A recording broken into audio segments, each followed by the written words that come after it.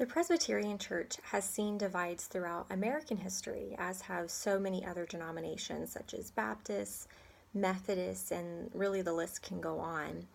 Even today, there are still disputes and quarrels among those in varying sub-denominations. Just last year in Pennsylvania, the First Presbyterian Church of Bethlehem went through a dispute over the church which had originally been under the direction of the national denomination, and they were choosing to join the more conservative covenant order of evangelical Presbyterians, or it's known as the ECO, due to the National Presbyterian Group's view on gay marriage less than a year ago. This isn't the only divide the Presbyterian denomination has seen in present years.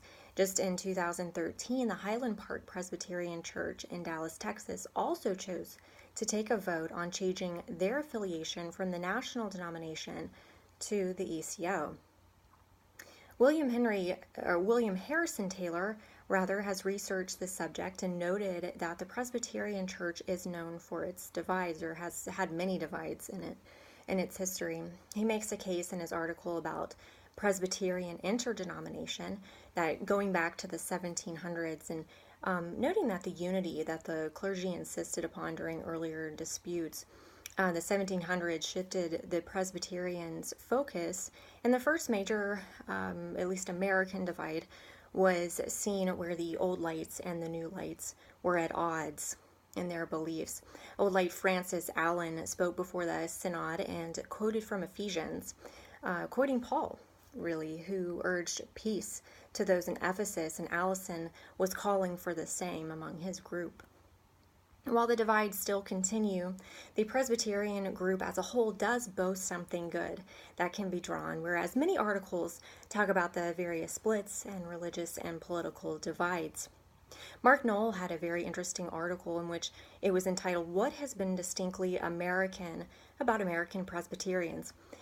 He presents important items that the Presbyterian Church has contributed to the American experience, and throughout his article he talks about notable Presbyterians such as Gilbert Tennant, his contributions to the denomination, along with the founding of the College of New Jersey, otherwise known as Princeton University as we now know it to be.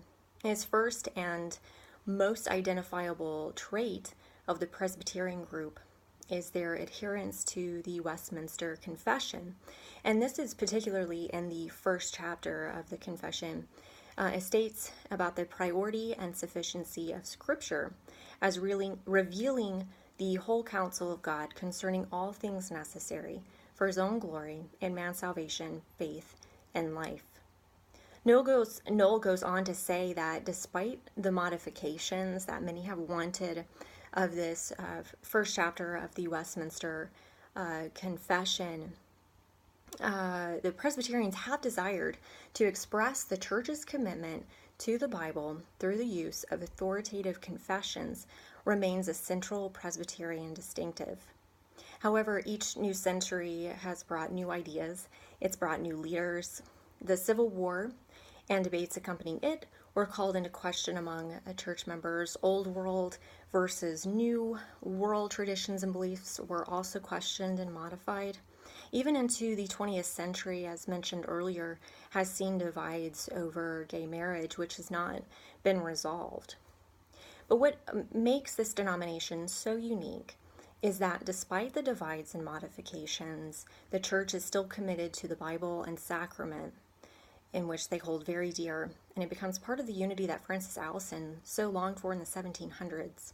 Knoll stated well that the Presbyterians care about the Bible and sacrament, which are both foundational in engaging in service in the community and nation, which they have so well shown through their effective nationwide programs. Thank you.